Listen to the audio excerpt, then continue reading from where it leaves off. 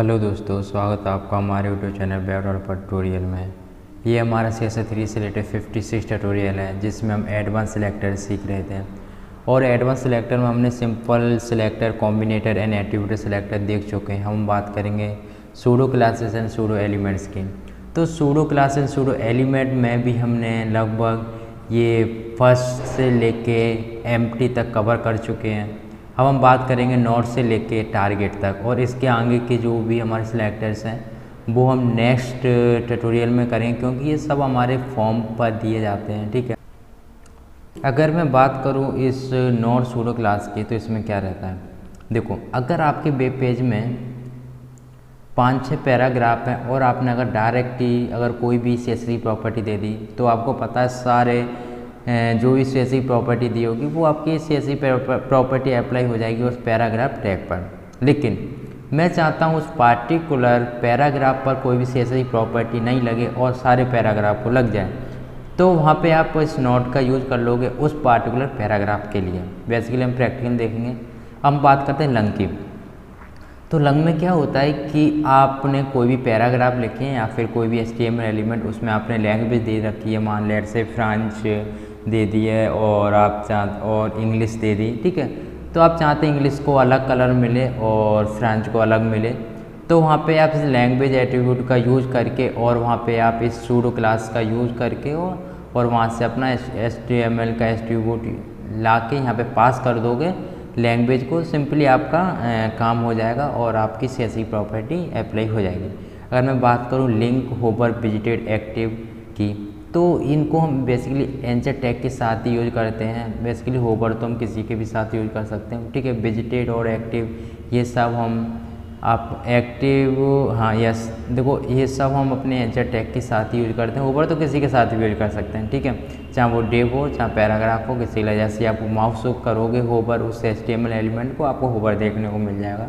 ठीक है, तो इनको तो हम देख लेंगे अभी प्रैक्टिकल। और हम बात करते हैं टारगेट की। ये एक नई सूडो क्लासेस है CSS की। ठीक है, इससे हम इंटरनल HTML एलिमेंट के साथ यूज करते हैं। ठीक है, इसका मतलब क्या है वो हम प्रैक्टिकल देखने वाले हैं।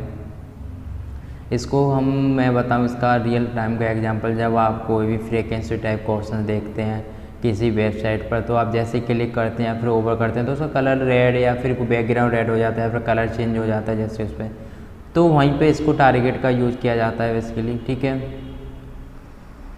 तो देखते हैं प्रैक्टिकल कि आखिर ये सब कैसे यूज होती हैं। तो मैं अपने VS कोड यानी कि अपने एडिटर में आ गया हूँ और मैं आपको चेक कराना चाहूँगा कि HTML सोर्स कोड को। ठीक है, तो ये मेरा पूरा सोर्स कोड है, ये लास्ट ट्यूटोरियल का ही सोर्स कोड है। ठीक है, और स्टार्ट टैग के अंदर अपनी HTML CSS लिखूँगा और आपको अगर मैं चेक कराऊँ तो अभी यहाँ पे कुछ भी CSS की प्रॉपर्टी अप्लाई नहीं हो रखी है।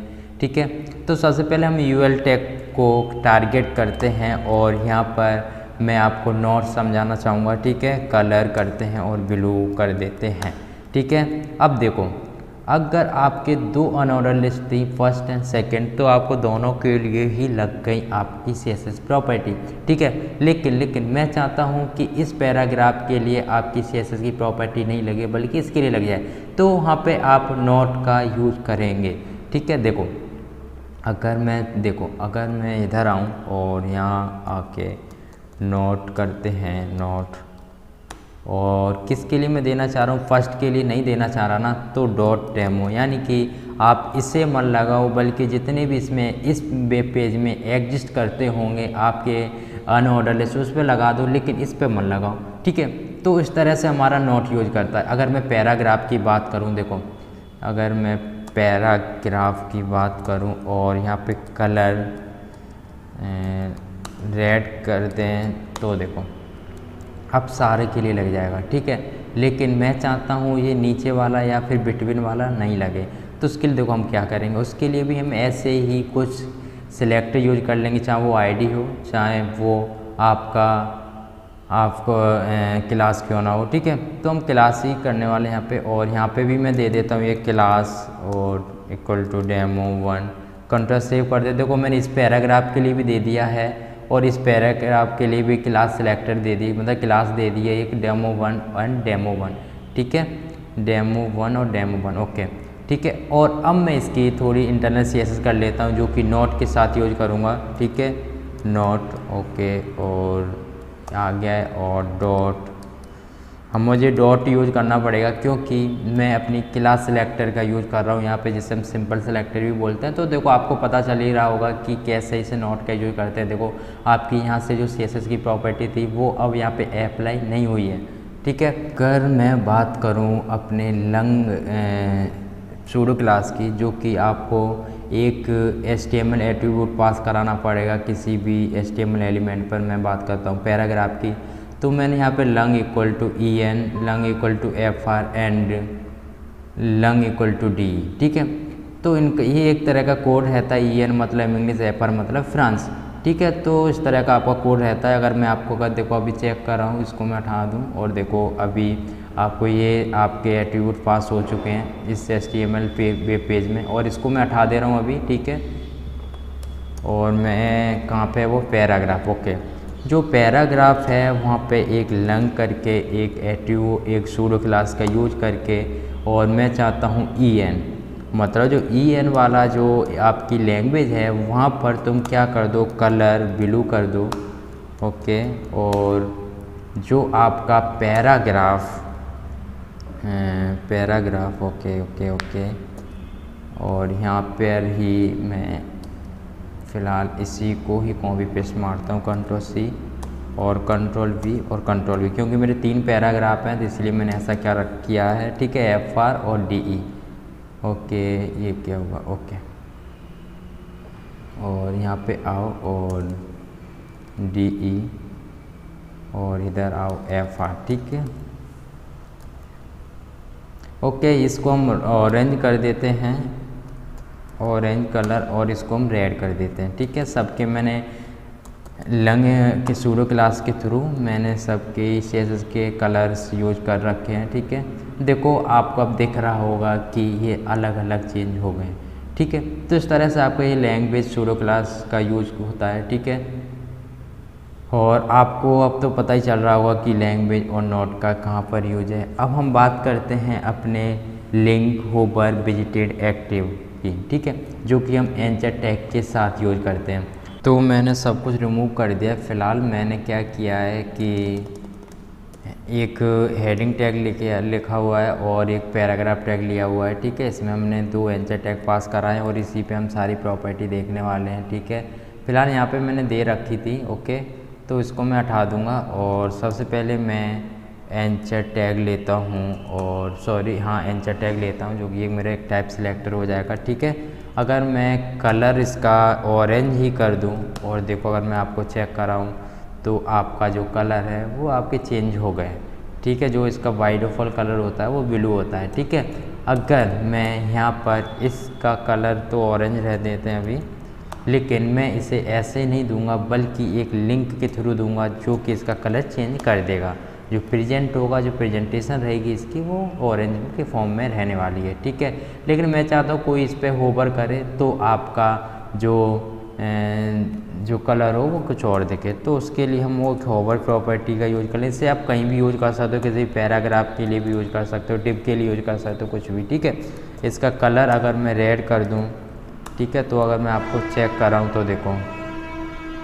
देखो जैसे मैं इस पर होवर कर रहा हूँ आपको दिखाई पड़ रहा होगा, आपका जो होवर हो रहा है जैसे माउस, तो आपका कलर चेंज हो रहा है, ठीक है।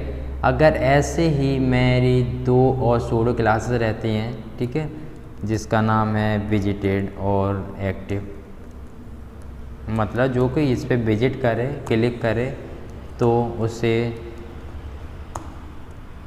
ब्लू कलर दिखे, और अगर कोई भी इसे क्या ना, जैसे ही इसको मतलब एक्टिव है, मतलब कोई इसके पास जाए तो इसको जो एक तरह से होवर की तरह ही ये काम करता है। इसका कलर है आपका फिर से रेड रहना चाहिए, ठीक है। कंट्रोल सेव करते हैं, और अगर मैं आपको चेक कर रहा हूँ तो देखो जैसे ही इस पर मैं आ रहा हूँ और आपको पता चल रहा होगा रेडी हो रहा है, ठीक है। तो इस तरह से हमारे ये आपके सूडो क्लासेस काम करते हैं। अब हम बात करते हैं टारगेट की। टारगेट हमारा थोड़ा फ्रीक्वेंसी टाइप, जब हम वेबसाइट डिज़ाइन करते हैं तब हम इस टारगेट का यूज करते हैं, जो कि हमारी CSS में नहीं है बिल्कुल। ठीक है, ओके।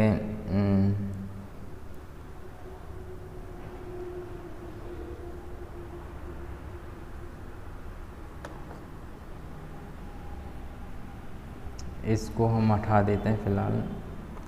ओके, कंट्रोल सेव करते हैं और हम एक काम करते हैं, एक किसी के जस्ट नीचे एक कंट्रोल Z। ओके, मैं इसको नहीं हटाना चाह रहा एक्चुअली में। ठीक है, इसको रहने देते हैं, क्या दिक्कत है। ठीक है, अगर मैं UL अनऑर्डर लिस्ट ले लूँ और LI ले लूँ, और मैं एक्चुअली मैं आपको टारगेट समझाना चाह रहा हूँ, और एंचर टैग ले लेते हैं और यहाँ पे लिखते हैं what is HTML,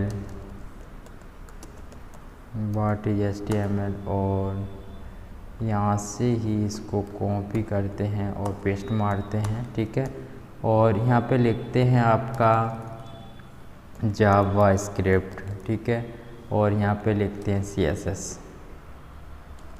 what is CSS। Control save कर देते हैं और यहाँ पे आते हैं और यहाँ एक पास करते हैं कि हैज, कुछ भी पास करा सकते हो लेकिन आपका हैज रहना चाहिए। एक तरह से HTML का काम है। ठीक है, जिसमें हम एक हैरेफ हाइपरलिंक रेफरेंसेस देते हैं। ठीक है, अगर आपने ये वीडियो अगर डिटेल में देखनी है तो आप प्लीज़ देख सकते हो CSS में जाके, उसका लिंक मैं प्रोवाइड करा दूंगा फ़िलहाल। ठीक है, कि ये कैसे काम करता है एक्चुअली में। ठीक है, कंट्रोल सेव करते हैं और देखो, अगर मैं इससे मैं कुछ नहीं करना चाह रहा और इधर आओ और एक पैराग्राफ और लेते हैं, क्योंकि हमें पैराग्राफ लेना पड़ेगा ना कुछ प्रॉपर्टी देने के लिए। और यहाँ पे एक काम करते हैं कि यहाँ पर ID लेते हैं और यहाँ लिखते हैं HTML ID इक्वल टू, क्योंकि देखो मैं यहाँ हैज ले रहा हूँ इसलिए मैं ID का यूज कर रहा हूँ, और यहाँ पे मुझे HTML पास कराना पड़ेगा, जो कि मुझे यहाँ पास कराना होता है वही। ठीक है, इस पैराग्राफ में मैं बहुत सारी HTML कर लेते हैं यहाँ पे, क्योंकि मैं HTML बताना चाह रहा हूँ ना, इसीलिए lorem और 30 का। ओके, और इससे ही मैं फिर से कॉपी मारता हूँ और इधर आऊँ, कंट्रोल V, और यहाँ पे लिखते हैं CSS।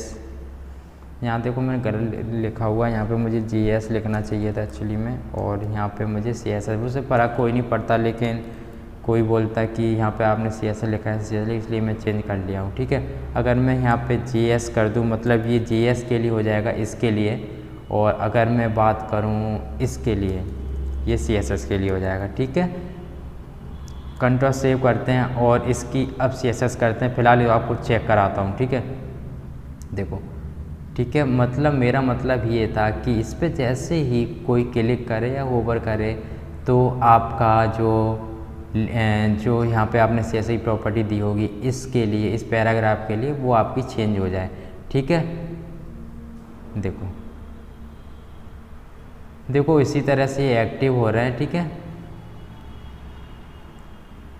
ओके, अब एक काम करते हैं, इधर आओ और चलो काम स्टार्ट करते हैं अपनी CSS का। ठीक है, अगर इधर आओ और इधर आके और एक प्रॉपर्टी देते हैं UL का एंचर टैग, जिसमें हम लिखते हैं टेक्स्ट लिस्ट, लिखते हैं ना list style type. Okay, none करते हैं ताकि मुझे वो बुलेट ना दिखें। देखो अगर मैं आपको फिर से चेक कर रहा हूँ तो देखो मैं चाहता हूँ ये बुलेट ना दिखें, और ये अभी दिख रहे हैं फ़िलहाल।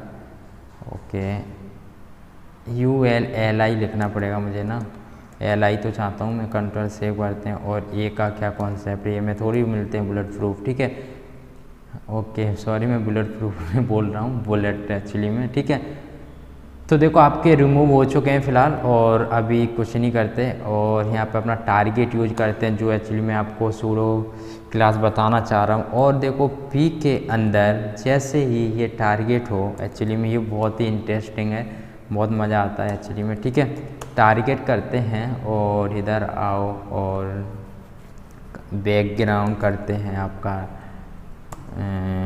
ब्लू नहीं करके हम करते हैं लाइट ब्लू।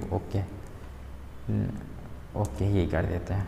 ठीक है, अब देखो जैसे ही मैं इसको क्या हूँ और इधर आओ, देखो आपको पता चल रहा होगा, जैसे ही मैं इसको क्लिक कर रहा हूँ, इसको कर रहा हूँ, इसको कर रहा हूँ, देखो ऑटोमेटिकली ये चेंज हो रहा है। अगर मैं चेक कर रहा हूँ कि ये कैसे काम कर रहा है, जैसे ही मैं इसको क्लिक करता हूँ तैसे ये देखो, जैसे इसको मैं क्लिक करता हूँ तैसे यहाँ पे एक आईडी पास हो जाती है, ठीक है, और उसके थ्रू ये अपना काम करता है। देखो अगर मैं ऐसे करूँ तो देखो आपको पता चल रहा होगा यहाँ पे आईडी देखो साथ ही साथ पास हो रही है, ठीक है। अगर लेकिन मैं यहाँ कुछ और दे दूँ, अगर देखो ये रहने दूँ तो सेकंड के लिए आईडी पास होगी, वो गलत होगी, तो वहाँ पे वो समझ ही नहीं पाएगा एक्चुअली आप क्या पास कराना चाह रहे हो, ठीक है। देखो और यहाँ पे देखो इसका कलर चेंज भी हो गया क्योंकि ये अभी एक्टिव नहीं है, ठीक है। तो देखो अभी नहीं हुआ, क्यों नहीं हुआ, क्योंकि यहाँ पे जो आईडी पास हो रही है वो जे हो रही है, ठीक है। तो इस तरह से ये एक्चुअली में काम करता है हमारा। आई होप आपको समझ आया होगा। और जो बाकी के आपके फोकस हो गया और भी हैं इनपुट से रिलेटेड, जो फॉर्म से रिलेटेड रहते हैं आपके सूडो क्लासेस, उसको हम नेक्स्ट ट्यूटोरियल में देखेंगे। आई होप आपको ये वीडियो अच्छी लगी होगी, और अच्छी लगी हो तो प्लीज़ वीडियो को लाइक कीजिए, सब्सक्राइब कीजिए, हमारे चैनल को सपोर्ट कीजिए।